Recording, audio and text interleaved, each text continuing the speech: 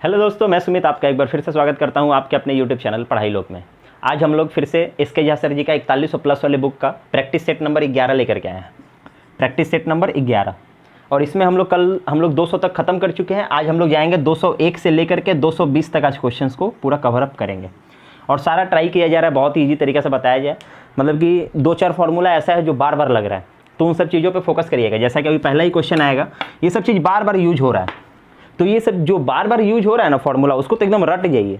और नहीं तो कहीं कहीं तो मतलब फार्मूला लगाना है, लेकिन हम लोग लगाएंगे नहीं अगर कॉन्सेप्ट से बन जाए तो कॉन्सेप्ट से बनाइए पहले सवाल। और कुछ कुछ जगह ऐसा है जहाँ फार्मूला लगेगा ही लगेगा, तो वो 2-3 जगह आपको फिर मार्क करके रखना होगा अच्छे से। वो सब जो भी हो रहा है बहुत इंपॉर्टेंट फार्मूला है। जैसे कि सबसे पहला क्वेश्चन में आपको मिलेगा, तो चलिए हम लोग पहला क्वेश्चन की तरफ जाते हैं। देखिए क्या बोलता है, जब सूर्य का अवनमन कोण 30 डिग्री से 60 डिग्री हो जाता है या बदल जाता है, ठीक है। अब इतना ही समझ गए ना, तो अभी तक अब अगर आप रेगुलर प्रैक्टिस कर रहे होंगे तो आप समझ गए कि क्वेश्चन क्या है।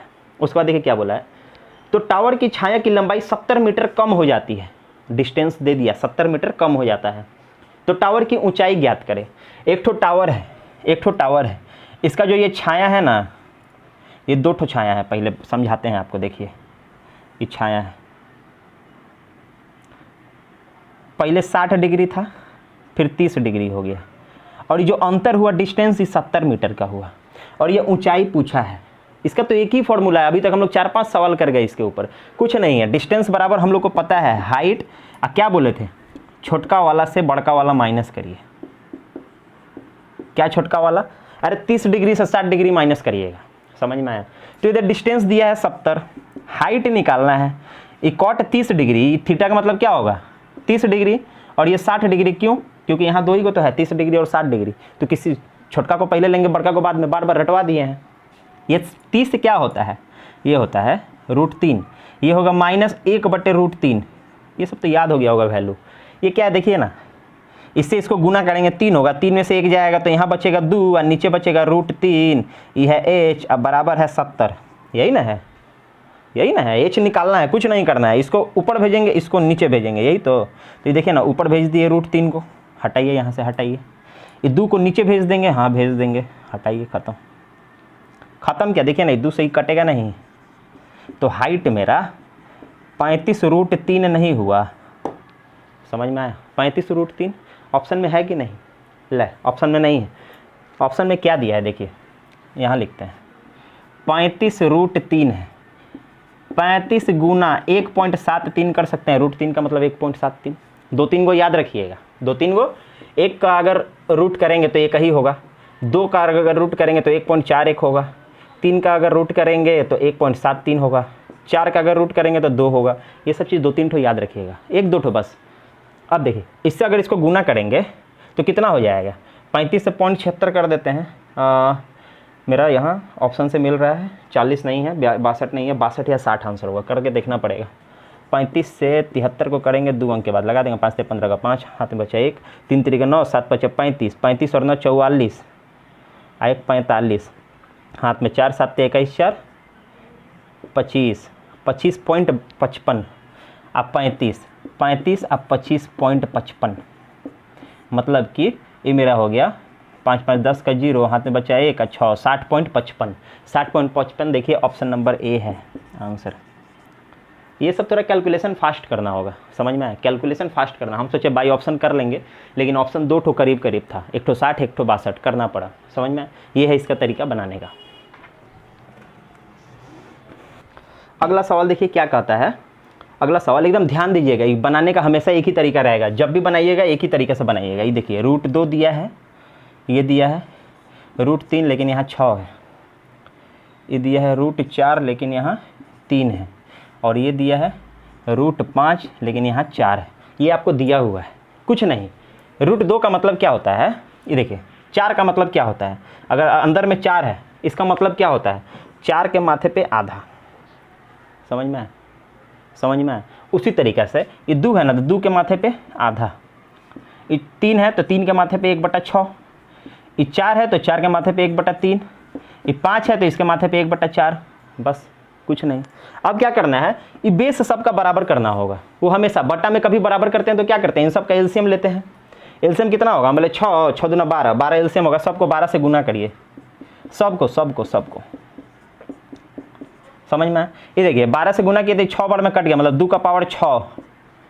चलिए ऐसे लिखते हैं। उसके बाद 3 6 से ही 2 बार में कटा, 3 का पावर 2। ये देखिए 3 से ही 4 बार में कटा, 4 का पावर 4। ये 5 में देखिए 3 बार में कटा, मतलब 5 का पावर 3। अब हो गया सब बराबर। अब गुना करके देख लीजिए, हम बोले कितना होगा, 2 2 दूना 4 दूना 8 दूना 16 दूना 32 दूना 64, 3 3 9, 4 जगह 16 16 चौके 64 64 चौके 256। अब 5 25, अब 25 25 125। सबसे बड़ा कौन दिख रहा है आपको? सबसे बड़ा कौन दिख रहा है? ये नहीं है 4 का पावर 4, ये ना है सबसे बड़ा, तो बोलेंगे सबसे बड़ा ये है। 3 ये 4, आंसर खत्म। ये 3 मतलब इधर है, इधर है। समझ में आया? ये है तरीका इसका बनाने का। वो कैलकुलेशन फास्ट रहेगा तो ऐसे ही बन जाएगा। अगला सवाल देखिए क्या कहता है, 203 नंबर। दो संख्याओं का महत्तम समय मतलब HCF दिया हुआ है 16, उनका लघुत्तम LCM दिया हुआ है 160, और बोला है दो संख्याओं में से एक संख्या 32 है, मतलब दो ठो संख्या है। पहला नंबर है मान लिए 32 और दूसरा नंबर नहीं मालूम है, मान लिए x, और उस इन्हीं दोनों नंबर का HCF है और ये LCM है। दूसरा नंबर बोला है निकालने के लिए। LCM इससे का क्लास किए होंगे तो आपको पता होगा। HCF इंटू LCM बराबर होता है first number into second number. समझ में आया? कोई भी दो नंबर का अगर गुना कर देंगे, उन्हीं दो नंबर का LCM और HCF को गुना कर देंगे तो ये बराबर हो जाएगा। समझ में आया?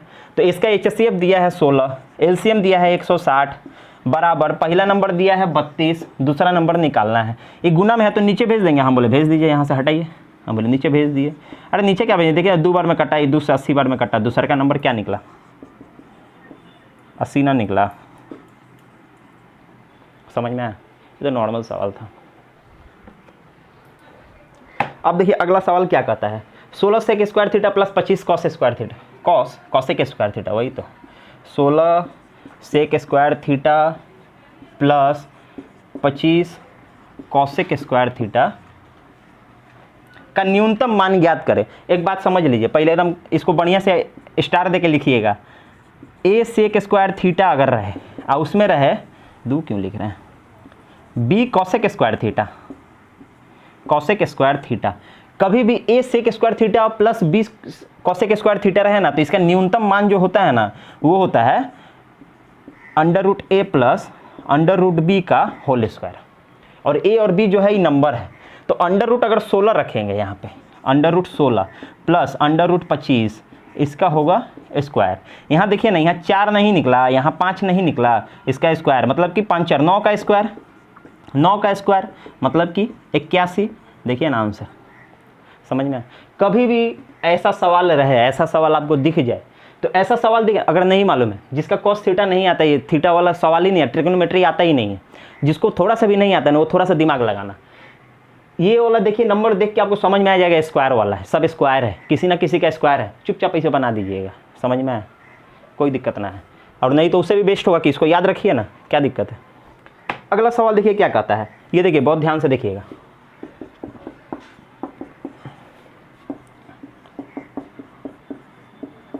ये देखिए, इसका 2-3 ठो पहले हम बता चुके हैं, बढ़िया से थोड़ा समझ लीजिए, सब एक बार में क्लियर करिए। अगर ये चीज़ दिया रहे, ये चीज़ दिया रहे और आपसे पूछ दे x² + 1/x², ठीक है, इसको बोलते हैं अपने, चलिए a या p, कुछ भी बोलिए, p ही बोल देते हैं, चलिए ठीक है, हमेशा p पढ़ा है तो p ही बोलते हैं। ये नंबर मान लीजिए p है कोई, ठीक है, तो इससे स्क्वायर में जाने के लिए अपने करते हैं ना, p² - 2, मतलब कि 3 का स्क्वायर करेंगे, 2 घटाएंगे तो यहाँ पहुँच जाएंगे। इसी का अगर क्यूब करते हैं ना, क्यूब, वही चीज़ का क्यूब, तो क्या करते हैं, तो p का क्यूब करते हैं, -3p करते हैं। समझ में आया? ये दोनों समझ में आया? अगर सिर्फ ये दोनों भी अगर आपको याद है ना, तो ये सब निकाल लेंगे। इसमें करना क्या है देखिए ना, 2 वाला कर लिखेंगे, 2 वाला को 2 वाला, इसमें गुना कर देंगे 3 वाला। अब देखिए 3 वाला को 2 वाला से गुना कर दिए, 3 दूना 6 हो गया ना, हमको तो 5 चाहिए, तो इसमें से क्या करेंगे, 1 वाला घटा देंगे, 1 वाला घटा देंगे, बस सॉल्व करिए, बन गया। समझ में आया? ये दोनों को गुना किए तो 6 हो गया, हमको 5 वाला चाहिए ना, तो 1 घटा दिए। समझ में आया? बस ऐसे बनाइए ना, ये हमको आपको याद करवाने के लिए बोल रहे हैं। समझ में आया? याद करवाने के लिए, एक्चुअल फार्मूला है ये, लेकिन याद करने के लिए ऐसे ही रखिए। ये 2 वाला और 3 वाला को गुना कर दिए तो 6 हो गया, एगो घटा देंगे 5। अरे तो कुछ नहीं है, स्क्वायर निकालना है तो कैसे निकालेंगे, पी की जगह 3 रखे ना, तो 3 3 का 9, 2 गया तो 7 नहीं हुआ, डायरेक्ट बनाइए, हुआ ना। इसमें क्या करेंगे, क्यूब वाला में पी का क्यूब करेंगे, मतलब 3 का क्यूब करेंगे, 3 3 का 9, 9 3 27, 27 में से 3p घटाएंगे, मतलब 3 गुने 3 में 9 घटाएंगे तो 18, बस बस। अब माइनस क्या करेंगे, एक वाला तो 3 ना है, हो गया, वो तो दिया हुआ है। तो इसको अगर करते हैं तो ये 126 नहीं होता, 18 7 माइनस 3 करेंगे 123 नहीं होगा। ऑप्शन में है कि नहीं, हम तो देखे ही नहीं, याद ही नहीं है। हाँ ए नंबर में है, समझ में आया। बस 5 वाला भी अब आपको रटने का जरूरत नहीं है, ये दो नॉर्मली सबको याद रहता है, 5 वाला भी समझ में आ गया। हमको लगता है अभी 3 को ही पढ़ लिए ना, तो एग्जाम में अगर आएगा तो इन्हीं तीनों में से कोई एक आएगा। अब देखिए अगला सवाल क्या कहता है, एक अर्धवृत्त में कोण होता है, अर्धवृत्त में कोण होता है, अरे कुछ नहीं होता है, अर्धवृत्त मतलब ये ना हुआ, अगर ये चैप्टर पढ़े होंगे तो आपको कॉन्सेप्ट ये पता होगा, अगर ई कोना से एगो लाइन लिख ले और ई कोना में आके मिलना है, ये कहीं भी टकरा के अगर यहाँ मिल जाए, कहाँ मिला दिए, कहीं भी टकरा के यहाँ मिल जाए, मान लीजिए ये ऐसे गया और यहीं से आके ऐसे मिल गया, कहीं भी टकरा के उसमें मिलेगा ना तो ये 90 डिग्री ही बनाएगा, राइट एंगल ट्रायंगल ही बनाएगा, समकोण ही बनाएगा, समझ में आया। तो क्या बनाएगा, समकोण, समकोण जब बनाएगा तो कितना डिग्री होता है, हम बोले 90 डिग्री होता है, ऑप्शन में है, हम बोले ए आंसर, समझ में आया।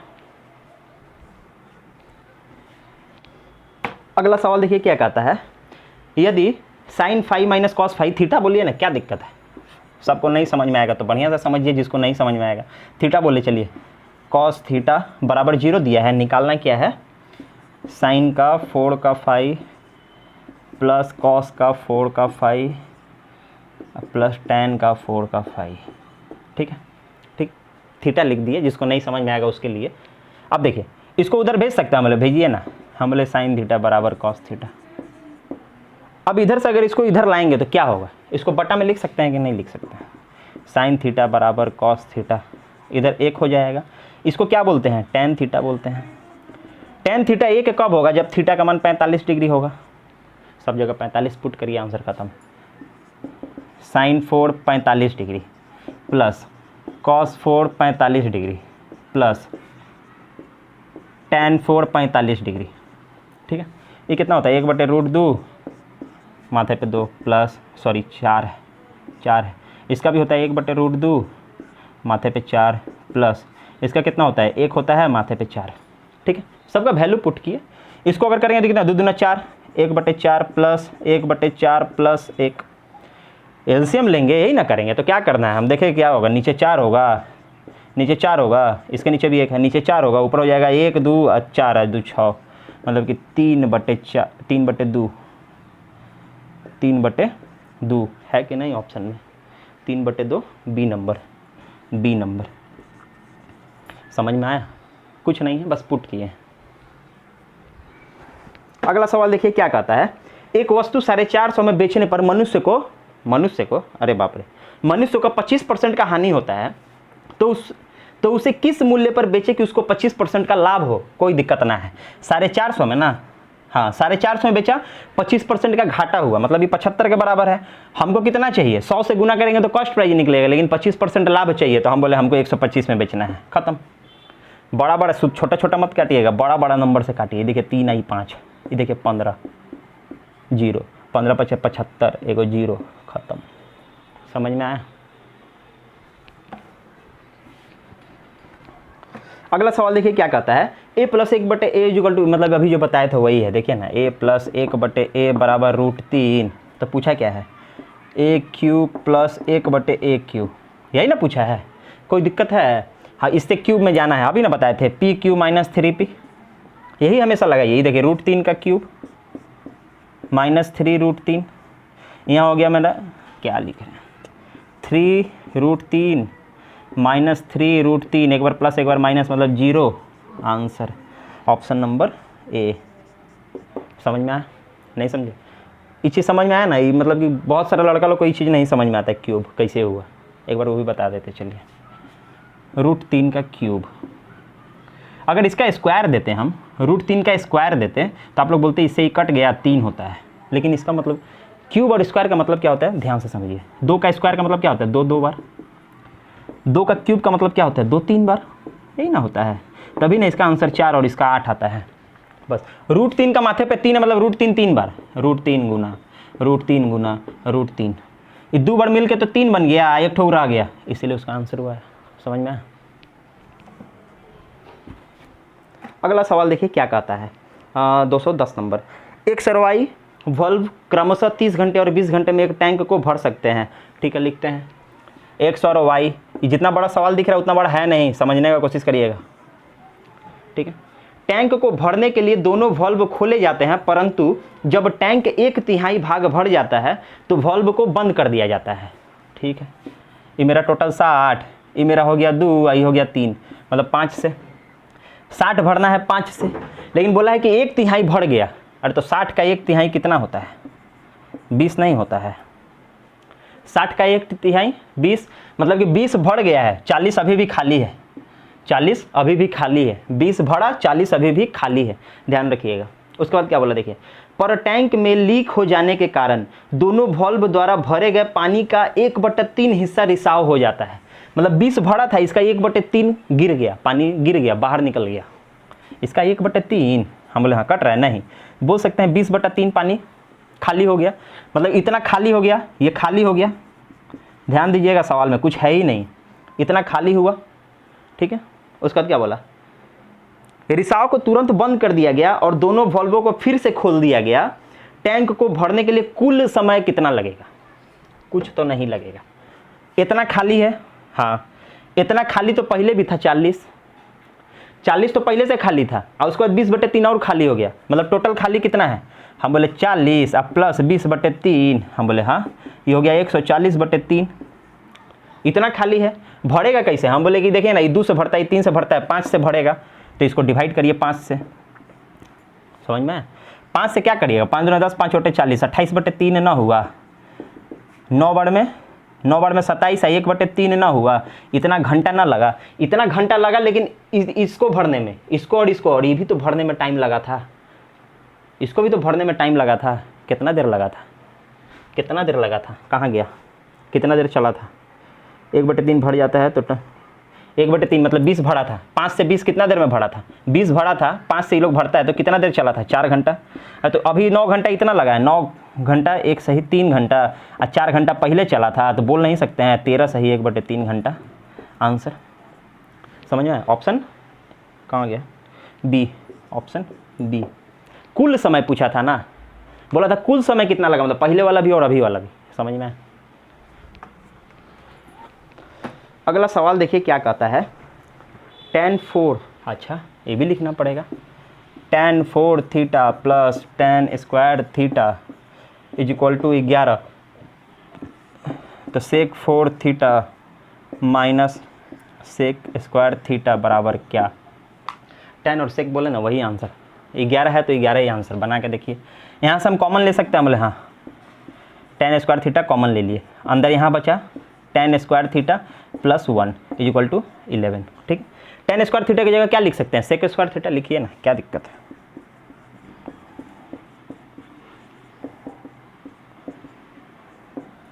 इसको फिर गुना कर दीजिए, हम बोले sec 4 theta plus sec square theta बराबर 11, यही तो पूछा था।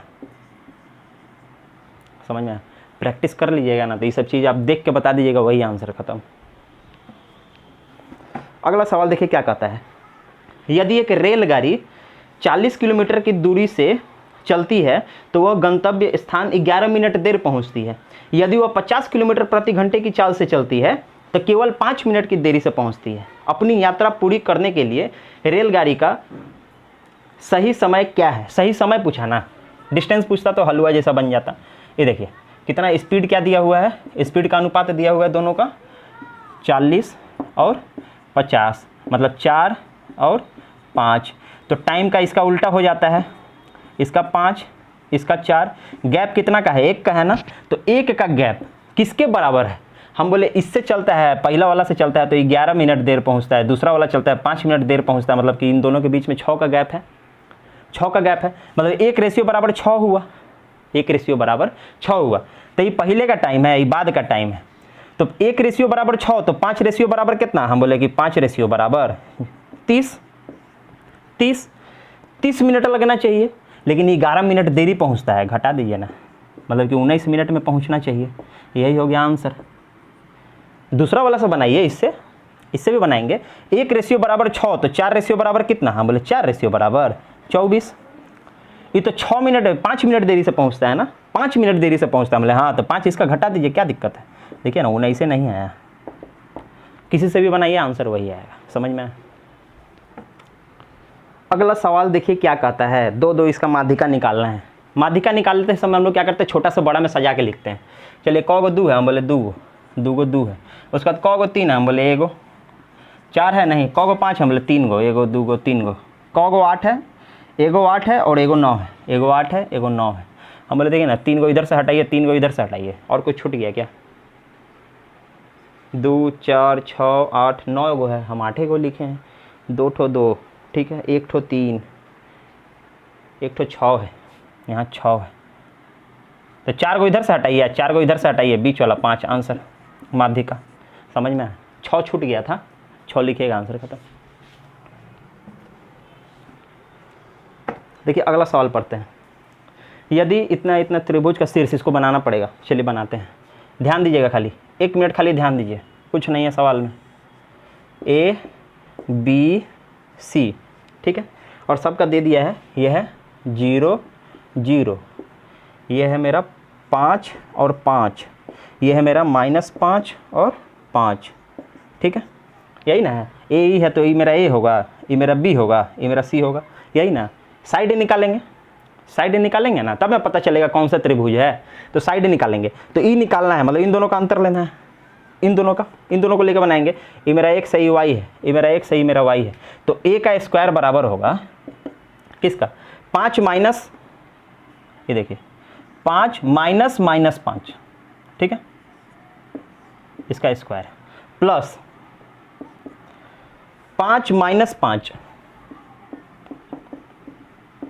ठीक है, ठीक है। बी स्क्वायर बराबर होगा, अब बी स्क्वायर देखिए इधर वाला, तो -5 से 0 घटाना है। हम बोला अच्छा ठीक है, -5 से 0 घटाना है और इसका स्क्वायर, प्लस 5 से 0 घटाना है उसका स्क्वायर, 5 से 0 घटाना है उसका स्क्वायर। सी स्क्वायर निकालना है, अब ई साइड निकालना है। इसमें क्या होगा, 5 में से 0 जाएगा, देखिए ना, 5 में से 0 जाएगा उसका स्क्वायर, प्लस 5 में से 0 जाएगा उसका स्क्वायर। देखिए दोनों 5 है, यहाँ दोनों 0 है, यही ना, ए बी सी निकल गया। देखिए 5 माइनस -5, मतलब कि 5 5 10 हो गया, इधर को तो ये प्लस हो जाएगा, +5 मतलब 5 5 10, और 10 का स्क्वायर कितना हुआ 100, यहाँ से मेरा निकला 100। ध्यान से देखिए, ये प्लस है, 5 में से 5 गया 0, 0 का स्क्वायर 0, मतलब इसका वैल्यू क्या निकला मेरा 100। ए स्क्वायर बराबर 100, ए स्क्वायर बराबर 100। बी स्क्वायर मेरा क्या निकल रहा है, देखिए -5 से 0 घटाएंगे कोई फर्क नहीं पड़ता, यहाँ मेरा -5 ही बचा, -5 का स्क्वायर करेंगे तो हो जाएगा 25। समझ में आया। तो यहाँ देखिए प्लस है, 5 में से 0 जाएगा मतलब 5, अब 5 का स्क्वायर करेंगे तो 25, मतलब 25 + 25, ये मेरा निकला 50, यही ना। बस यहाँ देखिए 5 में से 0 गया 5, 5 का स्क्वायर 25, प्लस 5 में का 25, सेम चीज़, एक ही चीज़ है, कैलकुलेशन तो समझ में आ रहा होगा, ये हुआ 50। अब देखिए दूगो साइड मेरा बराबर है, ये मेरा 100 है, ये 50 है, ये 50 है, मतलब कि मेरा ये दूगो साइड मेरा बराबर है, दूगो साइड बराबर है ना। कौन सा ऑप्शन में है, सम द्विभाजु, देखिए सी नंबर में है, सम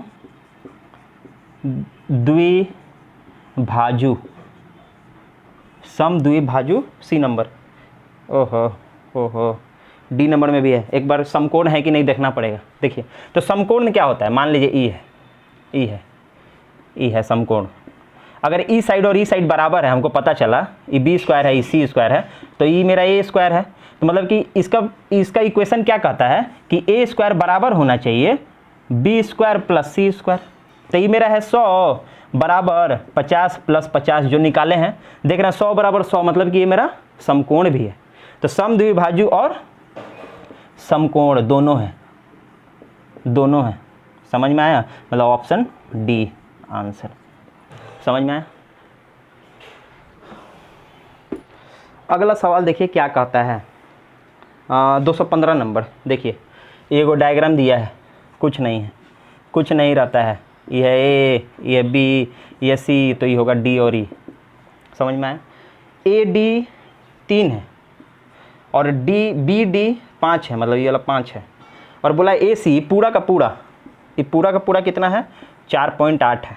ठीक है, इसका तो दो तरीका है, तो आप इक्वेशन से बना सकते हो, वो नहीं बनाना है। एक चीज़ देखिए, ई इक्वेशन है, इक्वेशन बोल रहे हैं, ये रेशियो है, मतलब कि ये अगर 3 है तो इधर भी 3 के रेशियो में होगा, ये अगर 5 है तो इधर भी 5 के रेशियो में होगा। ये टोटल मेरा 8 है, ये टोटल मेरा 8 है। देखिए 5 और 3 टोटल तो 8 है ना, तो ये जो 4.8 जो है ना वो 8 के बराबर है, 8 रेशियो के बराबर है। बोला क्या निकालना था? ए ई वाला बोला है ना, तो ये वाला देख रहे हैं 3 रेशियो के बराबर होगा, हमको 3 के बराबर चाहिए, खत्म।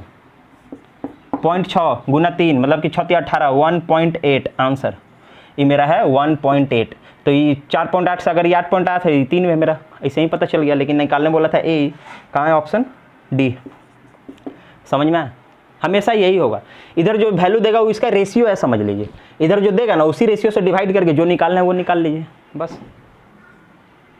अगला सवाल देखिए क्या कहता है, 101 और 300 के बीच कितनी संख्याएं हैं जो 3 और 5 से पूर्णतः विभाज्य होता है?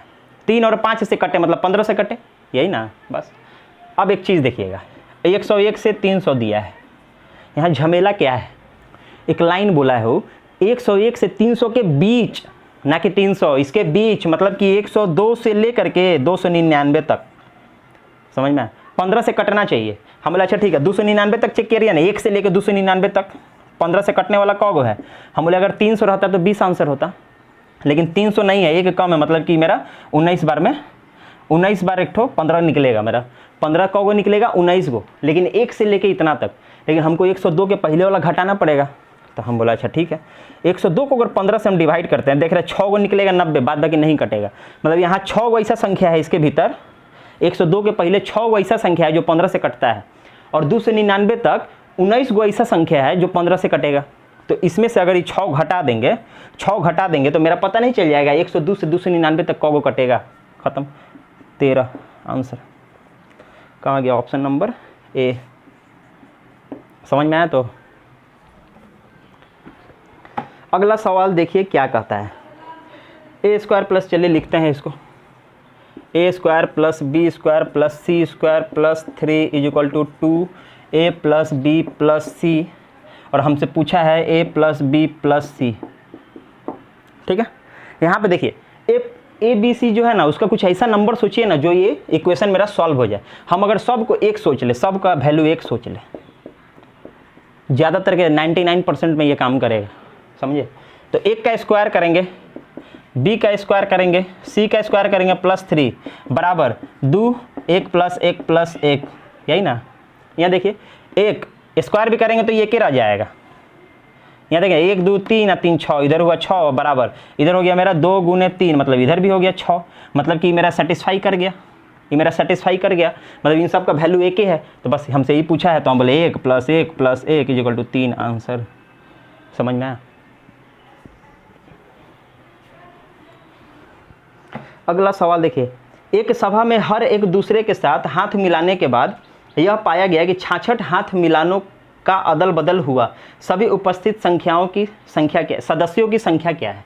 अब देखिए, अगर आपको बोल देता कि 50 गो आदमी है, सब एक दूसरे से हाथ मिलाता है, तो कितना हाथ मिलता है? अगर ये क्वेश्चन करता तो उसमें हम लोग क्या करते हैं, n(-1/2), यही ना करते हैं।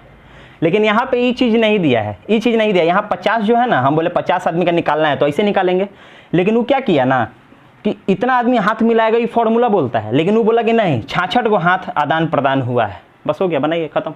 इसको उधर भेज देंगे, गुना हो जाएगा, हाँ ठीक है। अब इसको इक्वेशन में मत ले जाइएगा, मिल्टन फैक्टर मत बनाइएगा, कोई फायदा नहीं है लंबा करने का। ये n है, ये n से 1 कम है, मतलब कि जो संख्या है वो उससे 1 कम, अगर गुना करें तो ये आ जाना चाहिए। मतलब इसको तोड़ सकते हैं अपने, हम बोले हाँ तोड़ सकते हैं। हम बोले क्या लिख सकते हैं, हम बोले 12 गुने 11 नहीं होगा, टूटने के लिए तो बहुत कुछ टूटेगा, लेकिन ये ऐसा टूटा ना कि 12 है, ये देखिए 12 से 1 कम 11 है, मतलब n का मतलब मेरा 12 है, 12 गो आदमी था, कौ गो था, 12 गो। समझ में आया? ये है सही तरीका। अगला सवाल देखिए 219 नंबर, दो समरूप त्रिभुज का क्षेत्रफल, दो समरूप त्रिभुज है मतलब एक ही जैसा, मतलब ई है एगो ई है, इसका एरिया दिया है 25 और इसका दिया है 36, ठीक है। और बोला है प्रथम त्रिभुज की एक भुजा 3 सेंटीमीटर है, मान लीजिए 3 है, तो बोला दूसरे त्रिभुज की तदनुरूप साला कैसा कैसे लिखा है, तदनुरूप भुजा की लंबाई क्या है, समझे। इतना लिखने का क्या जरूरत है, जो ही है वही वाला पूछा है, यही ना, कुछ नहीं करना। ये 5 का स्क्वायर दिख रहा है, ये 6 का स्क्वायर, बस यही रेशियो है 5 और 6। ये जो 3 दिया है ना, ये 3 वो किसके बराबर है, वो 5 के बराबर है, हमको 6 के बराबर चाहिए, बस इसी को बनाइए ना, खत्म हो गया, समझे। इसी के लिए वो ऐसे ऐसे लैंग्वेज यूज कर देना कि मुंह से बोलने भी नहीं आएगा। 6 18/5, 18/5 मैंने क्या, 5 से 15 पॉइंट 5 के 30, 3.6 है कि नहीं, पॉइंट में नहीं है, चलिए कोई बात नहीं, 3/5 होगा, है ऑप्शन सी। समझ में आया, हमेशा ऐसे ही करेंगे। अगला सवाल देखिए, आज का आखिरी सवाल क्या कहता है, टावर के पाद से भवन के शीर्ष का उन्नयन कोण 30 डिग्री है और भवन के पाद से टावर के शीर्ष का उन्नयन कोण 60 डिग्री है। यदि टावर 72 मीटर ऊंचा है तो भवन की ऊंचाई ज्ञात करें। कुछ नहीं, देखिए क्या बोला है पहले वो समझिए।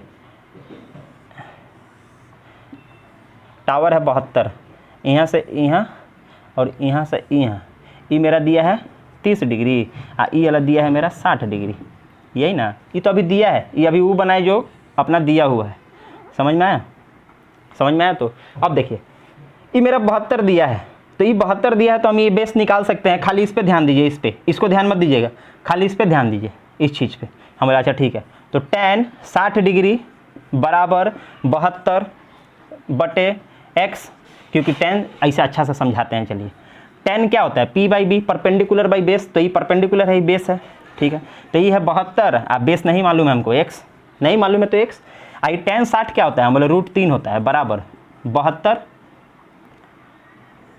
72/x, यही ना, x इधर आ गया, √3 उधर आ गया, मतलब कि 72/√3, ठीक है। अब इसको क्या किए, परमेयीकरण जो कहते हैं, √3 से √3 को गुना किए, तो ये मेरा हो गया, ऊपर हो गया 72√3 और नीचे हो गया 3, 3 से इसको अगर काट दे तो कितना निकला, हमें 3 दूना 6 और 3 चौके 12, 24√3, बेस मेरा निकला 24√3, ठीक है, 24√3। अब मेरे को ई पूछा है, इसका लंबाई पूछा है, अरे तो आप 30 डिग्री लेके बनाएंगे, tan 30 डिग्री बराबर p/b, तो p नहीं पता है, pa लिख दिए, बेस मेरा मिला हुआ है 24√3, ठीक है, 24√3। अब देखिए tan 30 क्या होता है, 1/√3 बराबर, ये है मेरा p/24√3। बस इसको सॉल्व करिए, कैसे करिएगा, इसको खाली इधर भेज दीजिए ना, p उधर ही रह जाएगा, मतलब p बराबर 24√3 बराबर √3, मतलब कि 24 ना निकला, आंसर ना हुआ, ऑप्शन नंबर सी। समझ में आया, समझ में आया। तो यह सही तरीका इसका बनाने का। एक बार और समझा दे, एक बार और, कुछ नहीं है। देखिए पहले इसको लिए, पहले इसको लिए, इसको लिए तो हम देख रहे हैं 60 डिग्री, तो परपेंडिकुलर बाई बेस tan 60 लगा के बनाए, मेरा कितना आया, कितना आया 24√3, कैसे लिखें 24√3 आया, ठीक है, ये 24 बार में काटे 24√3, तो मेरा बेस निकल गया 24√3। अभी tan 30 को लेकर के बनाएंगे p/b, तो ये नहीं निकल जाएगा, तो वही चीज़ की tan 30 को लेकर बनाए 24, सी आंसर। समझ में, ये इसका तरीका पढ़ाने का। फिर मिलते हैं कल 12वां नंबर सेट 221 से लेकर के 240 तक। इसको बहुत ही तेज़ी रफ्तार से करना है, क्योंकि इसके बाद फिर रीजनिंग करना है, बहुत ही तेज़ रफ्तार से चलेगा और कोशिश किया जाएगा आपको अच्छे से समझ में आए। और अगर समझ में आ रहा हो तो चैनल को सब्सक्राइब करें, अगर नए हैं तो अपने दोस्तों के साथ इसको शेयर जरूर करें, ताकि उनको भी कुछ लाभ मिले। जय हिंद, जय भारत।